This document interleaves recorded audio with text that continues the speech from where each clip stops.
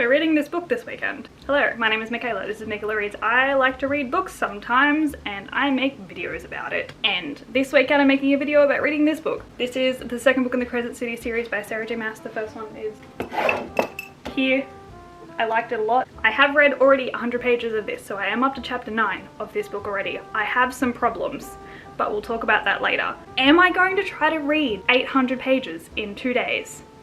700 pages in 2 days? Yes, I am. Which means that I need to read about 350 pages a day, which is a lot. And I also have other life things that I need to be doing this weekend. Not to mention editing a video to put up tomorrow. So, are we gonna finish it? Probably not, but we'll do our best. Hustle's Gone Breath is the second book in the Crescent City series. It follows our main character Bryce Quinlan. I'm gonna try to make this as spoiler-free as possible. So when I'm discussing things, if there are spoilers, I will let you know, but I'm really gonna do my best to not do spoilers. But I mean, it's a sequel, so it's gonna be really hard. But I also, I have workbooks to read too. So interoception. This is your 8th sense. If you didn't know, you have 8 senses, not 5. I have to read this, and I'm only up to there. And I also have to read Lego is Therapy because I'm running a Lego group at some point and I need to learn how to do that. We'll fit it in, we'll make it happen. If you are new, hi, welcome. If you're not subscribed, please consider doing that. That would be amazing. And I am going to go and read now because I hate self-promotion and I really enjoy reading. So of those two things, I'm going to pick the better one. Bye.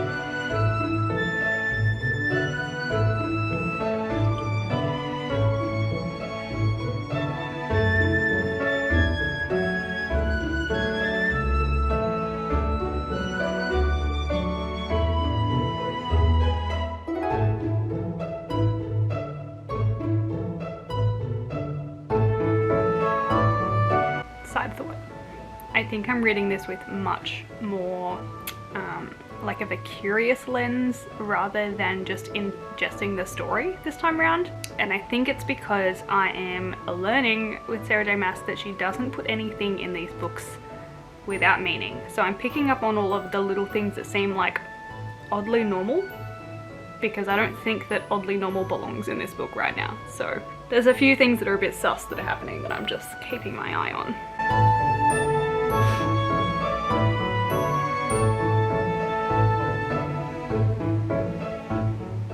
I'm at chapter 13.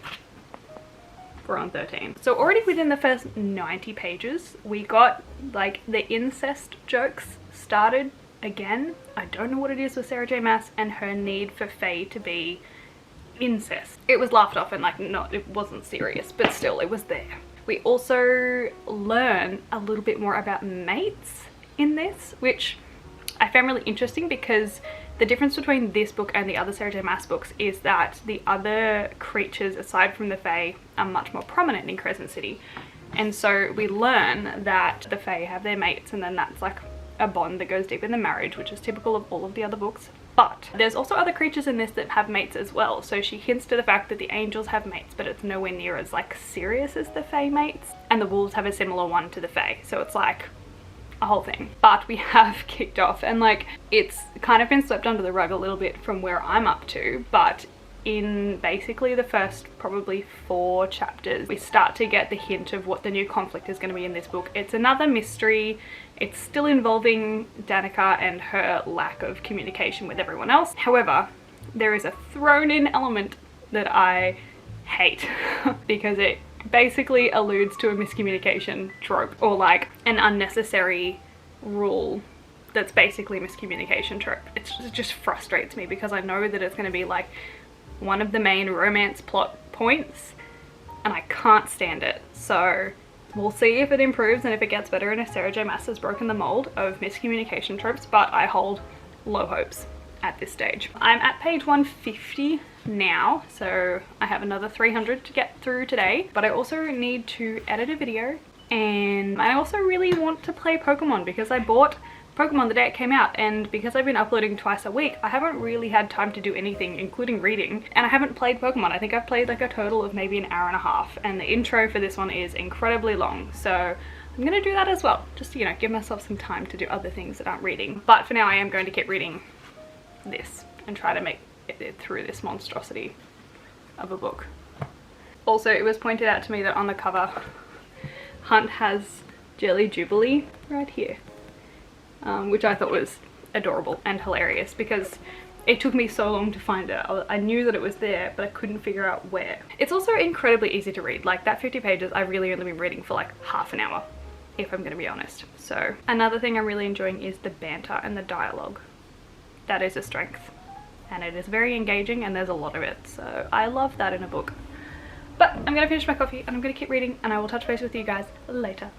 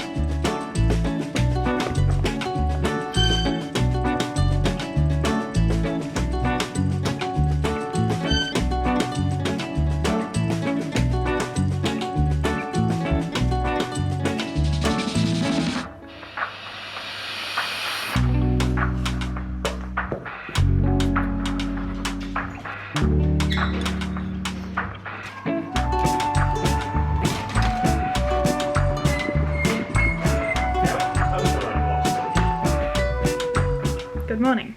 I have read up to page like 250, maybe about 300. I am running incredibly late for my brunch that I'm going to because I was also invited to breakfast, which means I've read nothing today. However, I have made scones and I now need to leave to go to brunch. But I'm gonna bring you with me because it's a really, really pretty place and I think it will be so, so cool to see. I read a bit last night. It was quite good. I'm about a third of the way through now, which is great. But I also have to upload a video this afternoon, which means that I'm probably not gonna be reading too much. And I am going to leave now because otherwise I will be more than late to my brunch. Goodbye.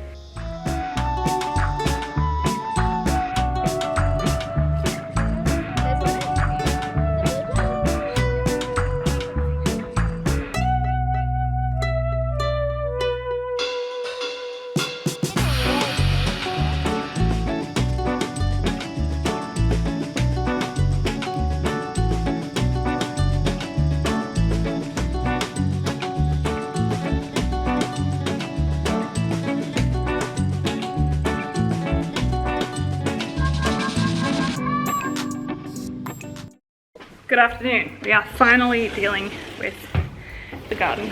We are weed spraying. Are you having fun? Super fun. We've already sprayed that monstrosity, and hopefully in the next couple of weeks it will die and we can start again with our winter crops.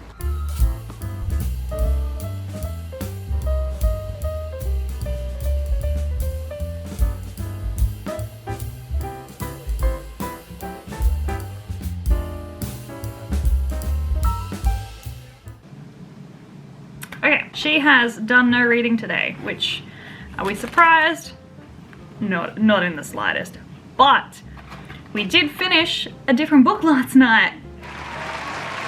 So I started reading Drive by Neil Shusterman in December, and I haven't finished it until today. It's not a big book, it's like a 300-page book. It's not even that bad, but it took me 2 months to read it, and I think it's just, I don't know, I wasn't in the headspace, or I'd read too many like weird dystopian books. I'm not sure. There was something about it. I finished that last night.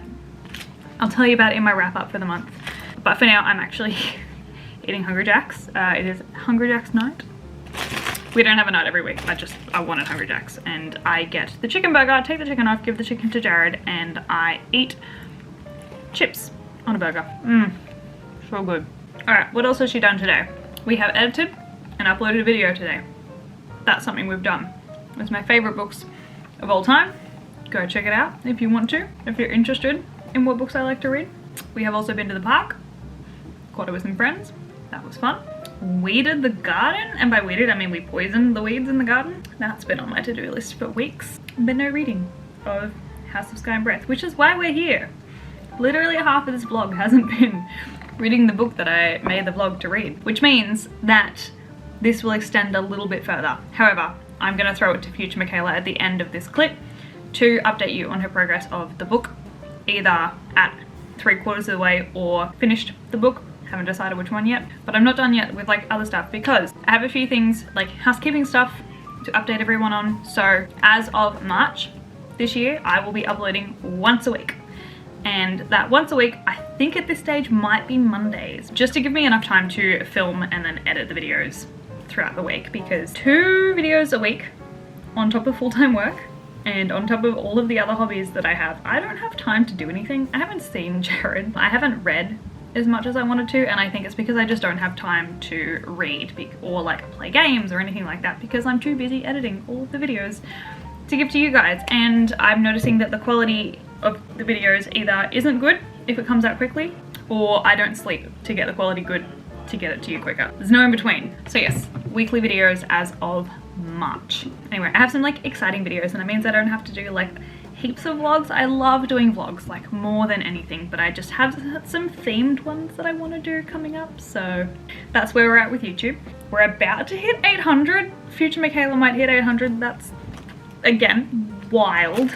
But I will now tell you my thoughts on House of Sky and Breath, because that's why we're here, isn't it? I did end up reading last night.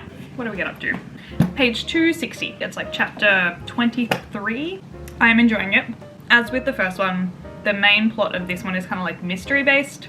It feels like a cop TV show almost, which I'm enjoying and I really like, because that's something that keeps me interested if we're like working to solve like a mystery or a crime. Like it works in my brain. It works very well. This trope that I mentioned has sort of resolved a little bit, like in a way that I don't hate. So that's looking up.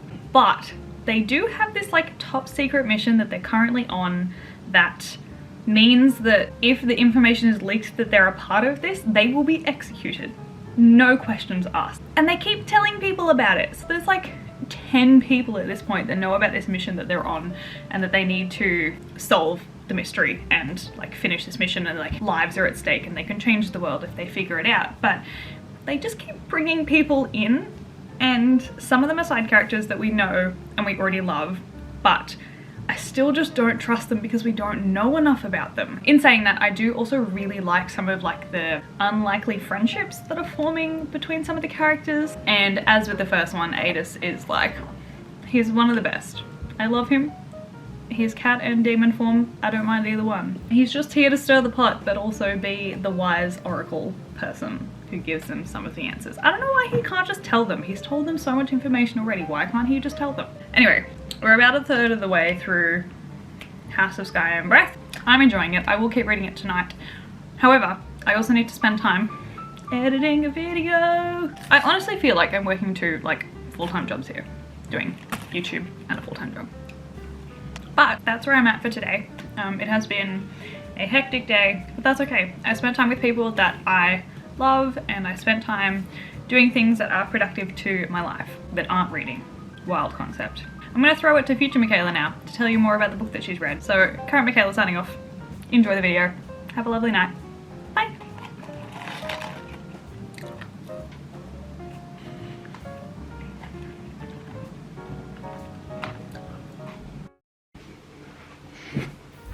So it's been a few days and we've processed what happened with Crescent City, House of Sky and Breath. Thank you, past Meekela, for throwing it to current, very future Meekela. This is some footage of me immediately after finishing House of Sky and Breath. How? It got a bit weird. It did get a bit weird.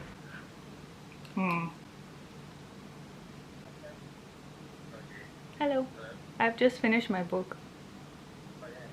But like we knew that. So I did actually end up giving this book a 4.75 out of 5 stars. Its 0.25 that it was missing was purely due to the fact that the first most of the book was like average, and then we just got hit with plot and twist at like 650 pages. So it was quite focused on the end more so than spacing it out at the start, which is fine. It made the end very interesting, but I do think that it could have been spread out a little bit more. But I mean, that's classic Sarah J Maas, isn't it now? There's one part that just, and it was 3 parts, it was 3 separate sections of this book where SJM used Ethan's growls rattled the glasses in the cabinets 3 times in this book, and it was just so weird and out of place. And how does a growl rattle glasses? Like, I understand, but if it's rattling the glasses, wouldn't it need to rattle everything else around it as well? Which means that his growl is literally earth shaking, and I don't think that doesn't fit Ethan in my mind. But anyway, that was just my tidbit for that. I take everything I said back about the side characters and not trusting them, and like, we do still love them, and I knew that I did, but they pulled through and they were left alone, and they pulled a major plot point for the next book, I can only assume. So kudos to them. But overall, I had a really good time reading this book. I really flew through it. It was super easy to read. The characters are lovable. The story was compelling. Pacing, bit iffy, but acceptable for SJM due to how quickly I read it. I can predict that the next book that she releases, I'm gonna have to reread this. And I'm not mad about it.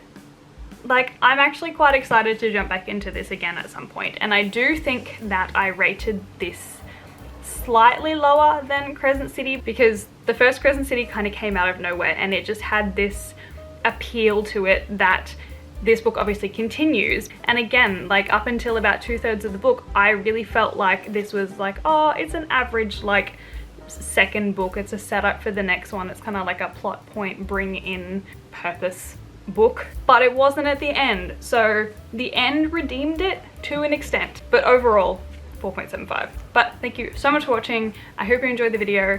If you are not subscribed, please consider doing that. That would be amazing, and I'll see you guys in the next one. Bye.